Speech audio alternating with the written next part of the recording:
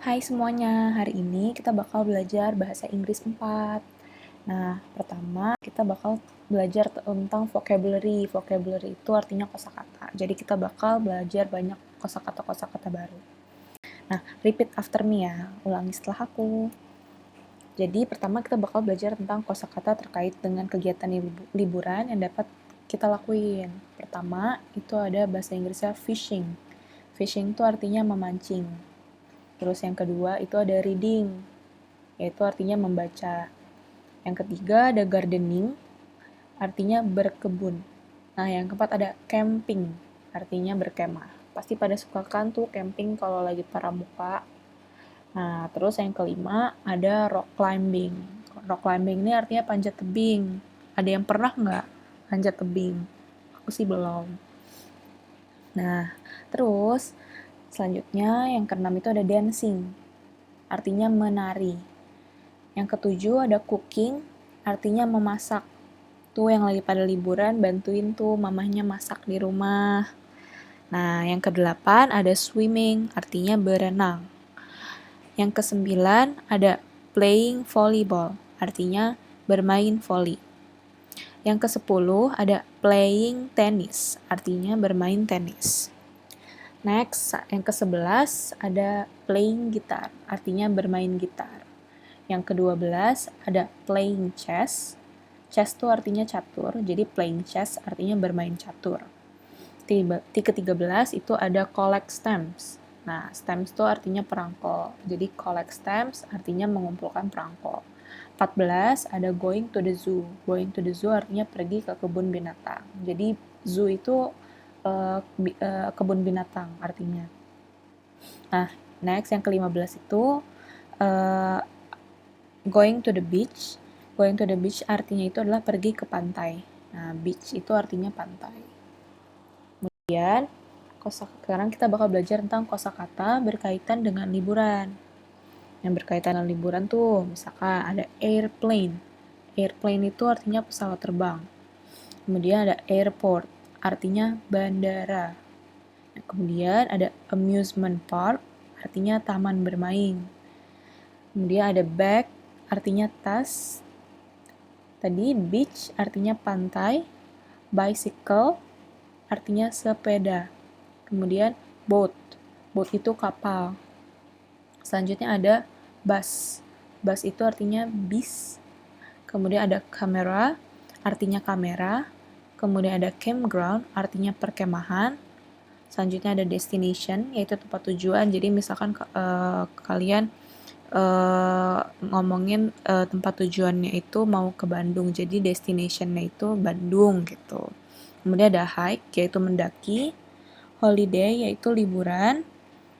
Ada hotel, pasti pada tahu kan, karena artinya sama, itu hotel juga.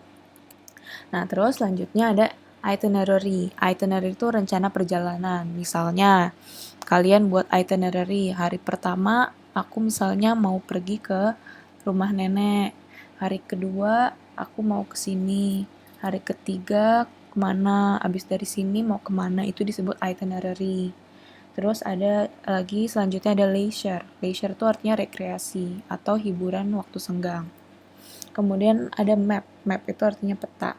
Jadi kalau kalau kalian lihat tuh ada peta, bahasa Inggrisnya tuh map. Kemudian ada mountain. Mountain itu artinya gunung. Kemudian ada museum, yaitu museum. Tuh Monas, museum nasional, museum dia. Kemudian ada national park, yaitu taman nasional. Selanjutnya ada photographs. Photographs itu artinya foto. Jadi yang suka foto-foto, bahasa Inggrisnya foto harus tahu ya. Terus habis itu ada plane. Plane artinya pesawat, sama tadi kayak airplane. Kemudian ada port. Port tuh pelabuhan. Port pelabuhan. Kemudian ada restoran. Restoran tuh artinya restoran. Mirip ya. Kemudian ada room. Room tuh artinya ruangan. Kemudian ada scenery, artinya pemandangan. Terus ada schedule. Schedule tuh jadwal. Kemudian sea, artinya lautan. Nah, selanjutnya ada ship. Ship tuh artinya kapal. Tadi mirip sama boat ya, sama artinya kapal. Kemudian sightseeing. Sightseeing itu artinya melihat pemandangan. Ini ada souvenir, yaitu oleh-oleh buah tangan. Misalnya kalian pergi ke Bali, terus beliin pai susu buat keluarganya di rumah, itu namanya souvenir atau buah tangan. Terus kemudian ada sweet case. Sweet case itu koper. Kemudian ada sunscreen, artinya tabir surya. Kemudian ada swim, artinya berenang. Ada swimsuit, itu baju renang. Kemudian ada take off. Take off tuh ketika berangkat atau pesawatnya tuh udah mulai terbang. Itu artinya, itu bahasa Inggrisnya take off. Kemudian ada taxi atau artinya taksi. Ini ada tent, artinya tenda. Tent, mirip ya sama bahasa Inggrisnya 10. Tapi ini tentnya ada T-nya di belakang. Kemudian ada tiket. Tiket itu artinya tiket. Ada tour guide. Tour guide itu pemandu wisata.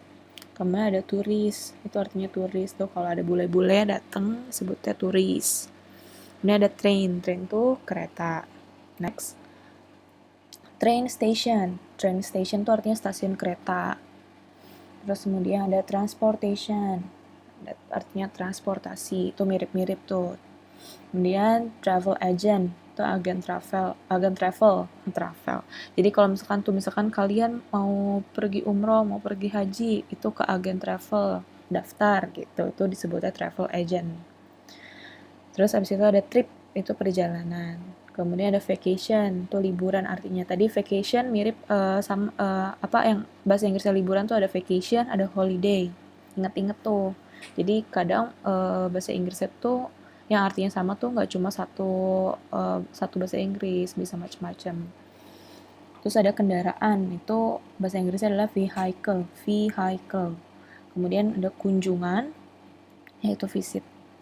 Terus kemudian ada voyage. Voyage itu perjalanan atau pelayaran, voyage. Kemudian ada waterfall. Waterfall air terjun tuh.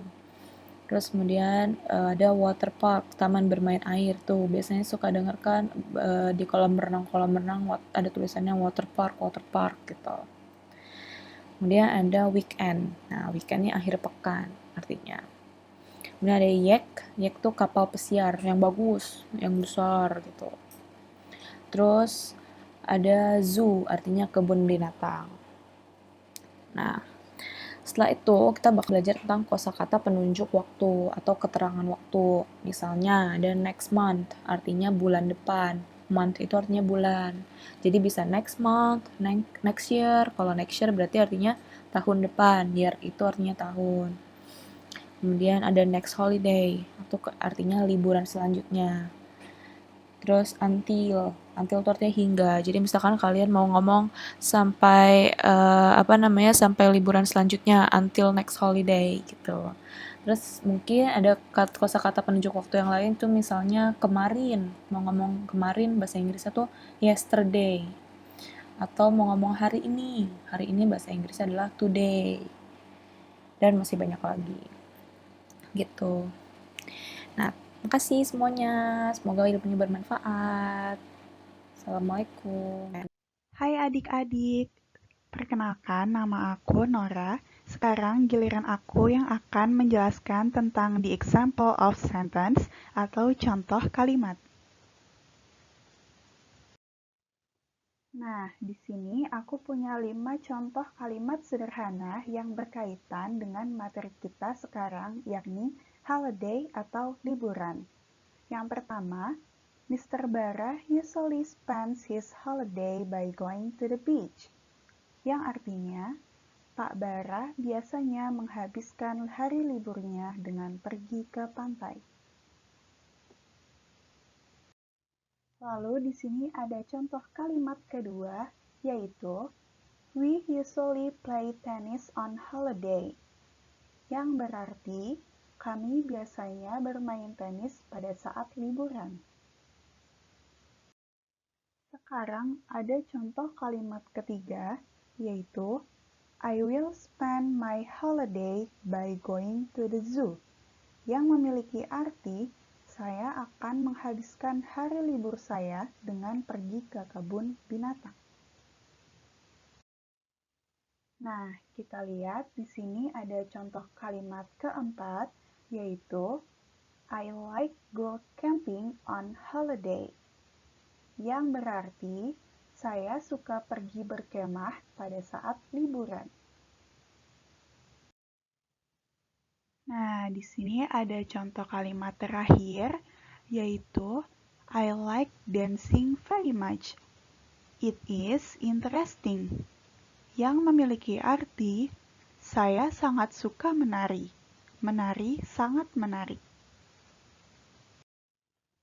Nah, di sini ada sebuah pola kalimat yang digunakan untuk menanyakan kemana seseorang biasanya pergi pada waktu liburan. Pola kalimatnya adalah where do or does ... usually go on holiday, yang artinya kemana ... biasanya pergi pada hari libur. Nah, titik-titik itu kalian isi dengan nama. Di sini kita punya kata tanya, yaitu where yang artinya kemana, kemudian diikuti oleh do or does yang penggunaannya itu berbeda. Kalau misalnya do digunakan untuk subjek you, we, they, atau subjek jamak lainnya yang jumlahnya lebih dari satu. You itu artinya kamu, we itu artinya kita, dan they itu artinya mereka. Untuk does, penggunaannya itu untuk he, she, atau subjek singular lainnya yang jumlahnya satu. He itu artinya dia merujuk pada laki-laki, she itu artinya dia merujuk pada perempuan, dan juga subjek singular lainnya. Selanjutnya ada conversation atau percakapan. Di sini ada dua orang yang sedang bercakap-cakap, berbicara tentang liburan mereka. Yang pertama itu, where do you usually go on holiday? Di sini kita ada kata tanya where yang artinya kemana, kemudian do yang diikuti oleh you. Tadi aku udah jelasin kalau misalnya do itu dipakai untuk you, we, dan they. Nah, jawabannya adalah I usually go to the beach, yang artinya saya biasanya pergi ke pantai. Sekarang kita lihat ada conversation yang kedua. Di sini ada conversation where does he usually go on holiday, yang berarti kemana dia biasanya pergi pada hari libur. Nah, di sini kita bisa lihat ada does he. Seperti yang udah tadi aku jelasin, does itu diikuti oleh subjek he, she, atau subjek tunggal lainnya, yang berarti subjeknya itu hanya satu orang. Balasannya adalah he usually goes to the beach, yang berarti dia biasanya pergi ke pantai. Kalau tadi kita udah belajar mengenai pola kalimat yang digunakan untuk menanyakan kemana seseorang akan pergi berlibur dalam konteks waktu sekarang, artinya dia sedang liburan. Kalau misalnya kita ingin bertanya kemana seseorang akan pergi pada liburan yang akan datang, maka pola kalimatnya adalah where will ... go next holiday, yang berarti kemana ... akan pergi pada liburan yang akan datang. Titik-titik itu kalian isi nama atau subjek lainnya. Di sini kita punya kata tanya yaitu where yang diikuti oleh will. Will di sini berarti akan, karena masa liburannya akan terjadi pada masa yang akan datang, mungkin besok, atau minggu depan, atau bulan depan, atau bisa juga tahun depan. Sekarang kita masuk ke contoh kalimat apabila kita ingin menanyakan kemana seseorang akan pergi pada liburan yang akan datang. Where will they go next holiday? Yang berarti kemana mereka akan pergi pada liburan yang akan datang. Di sini ada where sebagai kata tanya yang artinya kemana, diikuti oleh will yang berarti akan. Kemudian jawabannya adalah they will go to Borobudur Temple, yang berarti mereka akan pergi ke Candi Borobudur. Nah, itu dia materi bahasa Inggris kita kali ini yang bertemakan holiday. Sekian materi dari aku, Kak Nora, dan juga Kak Azra. Terima kasih dan semangat selalu belajarnya.